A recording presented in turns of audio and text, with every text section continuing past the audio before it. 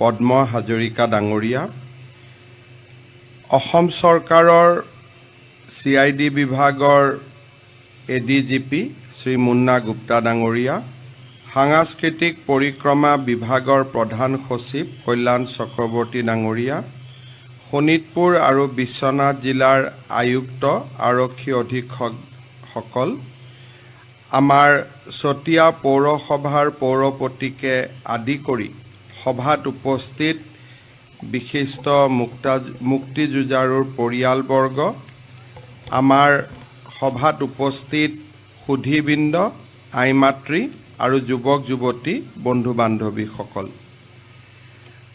আমি যোৱা কিছুদিন আগতে অসম বিধানসভাত 20 আগষ্ট তাৰিখে চতিয়াত হোৱা স্বাধীনতা সংগ্ৰামৰ অভূতপূৰ্ব ঘটনাটিৰ বিষয়ে আলাপ আলোচনা কৰিছিলোঁ। সন্মানীয় বিধায়ক পদ্ম হাজৰিকা ডাঙৰীয়াই এই বিষয়টো সদনত উত্থাপন কৰিছিলে আৰু আমি সকলোৱে এই বিষয়টোৰ গুৰুত্ব অনুভৱ কৰি চতিয়াৰ স্বাধীনতা সংগ্ৰামত থকা জাউতি যুগীয়া বৰঙণিৰ বিষয়ে আমি সকলোৱে লগ হৈ ৰোমন্থন কৰিছিলোঁ আৰু চতিয়াৰ সেই মুক্তিযুঁজাৰুসকলক আমি আমাৰ কৃতজ্ঞতা যাচিছিলোঁ। সিদিনাখনেই মই সদনত প্ৰতিশ্ৰুতি দিছিলোঁ যে অহা 3 আগষ্ট তাৰিখে মই যিহেতু উত্তৰ লখিমপুৰলৈ যাম, যোৱাৰ পথত চতিয়াত কিছু সময় থাকি চতিয়া থানাখনক লৈ আমি ভৱিষ্যতৰ আৰু কি পৰিকল্পনা কৰিব পাৰোঁ তাৰ বিষয়ে আমি কথা বতৰা পাতিম। আজি মোৰ সৌভাগ্য হ'ল চতিয়া থানা পৰিদৰ্শন কৰা। এই চতিয়া থানাৰ প্ৰাংগণত থিয় হৈ মই আকৌ এবাৰ সেইসকল মুক্তিযুঁজাৰুক মোৰ কৃতজ্ঞতা যাচিছোঁ যিসকলৰ প্ৰচেষ্টাত 1942 চনৰ 20 আগষ্ট তাৰিখে আমাৰ ভাৰতৰ ত্ৰিৰংগ পতাকাখনি এই থানাত গৌৰৱেৰে সৈতে উত্তোলন কৰা হৈছিল। স্বাধীনতা সংগ্ৰামৰ বুৰঞ্জী যদি আমি অধ্যয়ন কৰোঁ, শ্বহীদ ভগত সিং, অৰুণা আশ্ৰফ আলী আদিয়ে ব্ৰিটিছৰ বিভিন্ন ঠিকনাত ত্ৰিৰংগ পতাকা উত্তোলন কৰাৰ উদাহৰণ আছে, কিন্তু থানাত গৈ ত্ৰিৰংগ পতাকা উত্তোলন কৰাৰ ইতিহাস মই এতিয়ালৈকে পঢ়িব পোৱা নাই।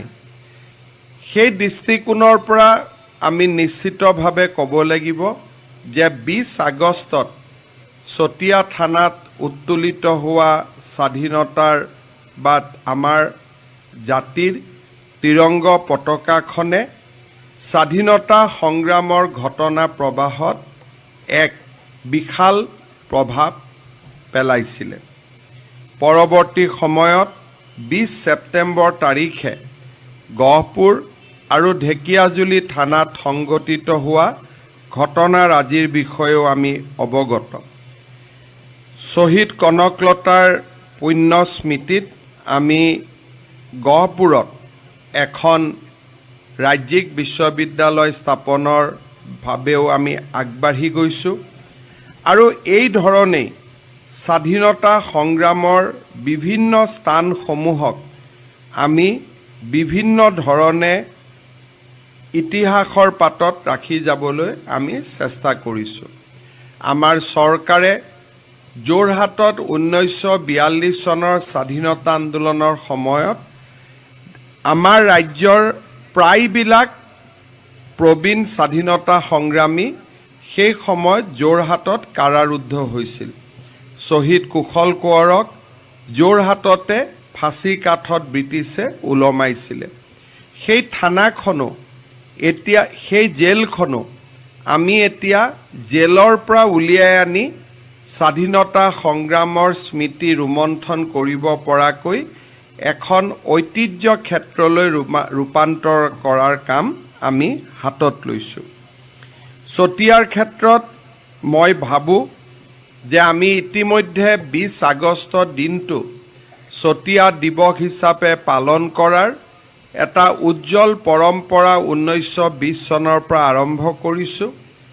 এতিয়াৰ পৰা চতিয়া ৰাইজৰ লগত আমাৰ ৰাজ্যৰ সাংস্কৃতিক বিভাগে যৌথভাৱে চৰকাৰীভাৱে চতিয়া দিৱসটো পালন কৰিব। এই বিষয়ে ইতিমধ্যে মই বিধানসভাত উল্লেখ কৰিছোঁ। চতিয়া থানাখন সংৰক্ষণ কৰাৰ বাবে প্ৰচেষ্টা লোৱা হৈছে। মই ভাবোঁ যে 20 আগষ্ট তাৰিখে 1942 চনৰ 20 আগষ্ট তাৰিখে যিসকল ব্যক্তিৰ প্ৰচেষ্টাত এই মহতো মহিয়ান কাম সমাধান হৈছিলে, লাহে লাহে এই থানাৰ চৌহদত আমি যদি তেখেতসকলৰ এটা প্ৰতিমূৰ্তি আৰু লগত ইয়াত যিহেতু আৰু মাটি আছে, আমি ডাঙৰ উদ্যান এখন ইয়াত বনাব পাৰোঁ, তেতিয়া এই স্থানখন এখন ঐতিহ্য ক্ষেত্ৰ আৰু পৰ্যটন ক্ষেত্ৰলৈও ৰূপান্তৰ হ'ব। সেইবাবে মই পদ্ম হাজৰিকা ডাঙৰীয়াক অনুৰোধ কৰিম যে এটা পৰিকল্পনা প্ৰস্তুত কৰা হওক যে কিমান দূৰলৈকে থানাখনৰ সোঁফালে বাওঁফালে আমি যাব পাৰিম, কিমানখিনি মাটি আমি পাম। এই গোটেই মাটিখনত স্বাধীনতা সংগ্ৰামৰ মুক্তিযুঁজাৰুসকলৰ প্ৰতিমূৰ্তিৰে সৈতে আমি এখন সুন্দৰ উদ্যান আমি কেনেকৈ বনাব পাৰোঁ তাৰ বিষয়ে চিন্তা চৰ্চা কৰা হওক। আৰু অহা বছৰ 20 আগষ্ট তাৰিখে আমি যাতে সেই কামৰ শুভাৰম্ভ কৰিব পাৰোঁ, তেনেধৰণেই গোটেই প্ৰক্ৰিয়াটো আগুৱাই লৈ যোৱা হওক। ইয়াৰ বাবে প্ৰয়োজনীয় পুঁজি পোনপ্ৰথমতে 5 কোটি টকা আৰু পিছত প্ৰয়োজন হ'লে আৰু অধিক পুঁজি যোগানৰ বাবে মই আজিয়ে আপোনালোকৰ আগত কথা দিছোঁ যে প্ৰথম পৰ্যায়ত আমি 5 কোটি টকা তৎকালীনভাৱে আৰু পৰিকল্পনাৰ ভিত্তিত যি ধৰণে য'ত যেনেকৈ প্ৰয়োজন হয় পৰৱৰ্তী সময়ত আৰু পুঁজি যোগানৰ বাবে আমি ৰাজ্য চৰকাৰে সমস্ত ব্যৱস্থা আমি গ্ৰহণ কৰিম। পুনৰ এবাৰ চতিয়াবাসী ৰাইজক মই ধন্যবাদ জনাইছোঁ। যোৱা কিছুদিন আগতে মই চতিয়ালৈ আহিছিলোঁ।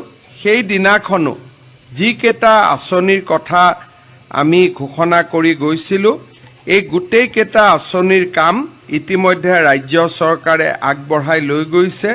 আৰু আজিও মই যি চতিয়া থানাক লৈ আমি যিকেইটা ঘোষণা কৰিছোঁ, চতিয়া দিৱস চৰকাৰীভাৱে পতা আৰু চতিয়া থানাৰ চাৰিওফালটো সুন্দৰ কৰি পৰ্যটন আৰু ঐতিহ্য ক্ষেত্ৰলৈ ৰূপান্তৰ কৰা, এই কামখিনিও আমি নিৰ্ধাৰিত সময়ত নিশ্চয় সমাপন কৰি আপোনালোকৰ যি প্ৰচেষ্টা, সেই প্ৰচেষ্টাক আগবঢ়াই লৈ যোৱাৰ বাবে আমি আমাৰ বৰঙণি আগবঢ়াম।